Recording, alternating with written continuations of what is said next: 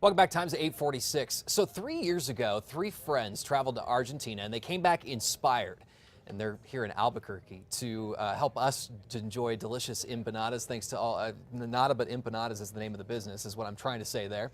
Here with more on their restaurant, some of their classic Christmastime empanadas, Marina Rabinowitz and Linda Hyon. We're glad that you're here. Thank you. We have been enjoying and waiting for this segment all morning long. Tell me about your history, how the three of you got started in business and what inspired, in particular, empanadas. I'm from Argentina.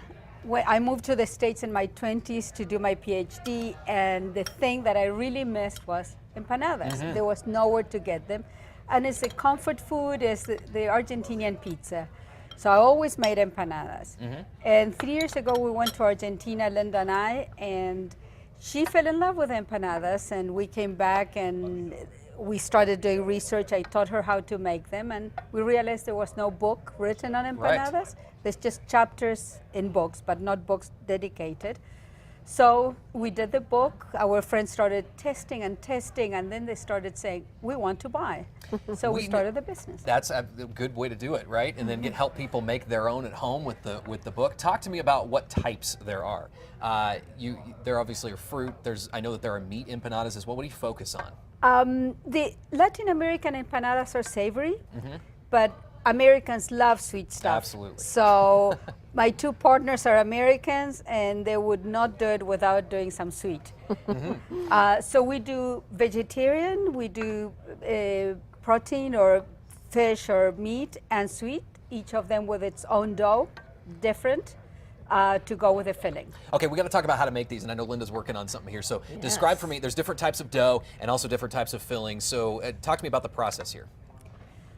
Well, this is our apricot empanadas, which are a favorite among many of our customers during the holiday times, and it's a really easy recipe that's in our cookbook. It's basically dried apricots that are stewed for a little bit, and then we add a little bit of water, or a little bit of sugar.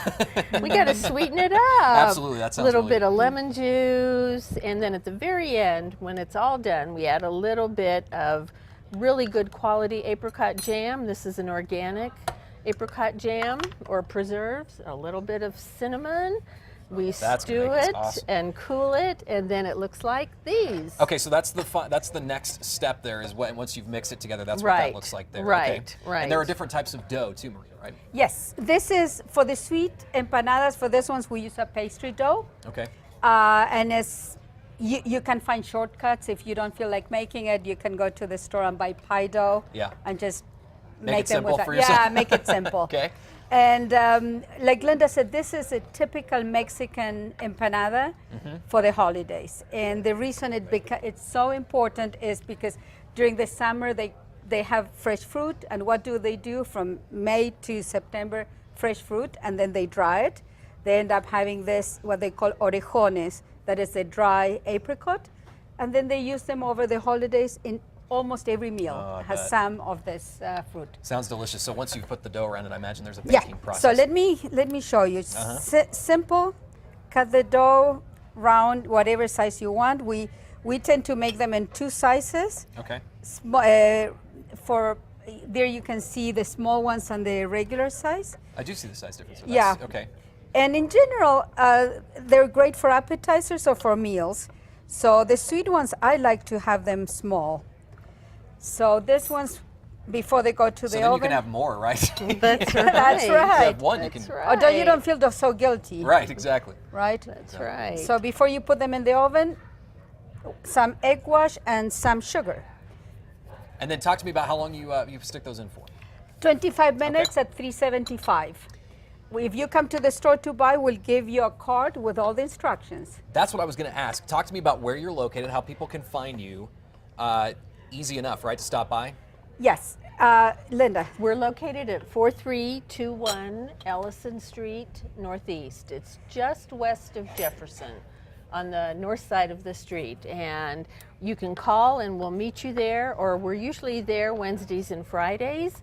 And we keep a stock of frozen empanadas. A lot of people like to come and buy a couple of dozen of frozen, put them in their freezer, and then it goes right from the freezer to the oven, and you have dinner or dessert in 25 minutes. And if you're into making them, you have a book available, right? We Talk to me about that. do. Not About Empanadas has made a book here. We wrote that book about a year ago after a year or so of testing.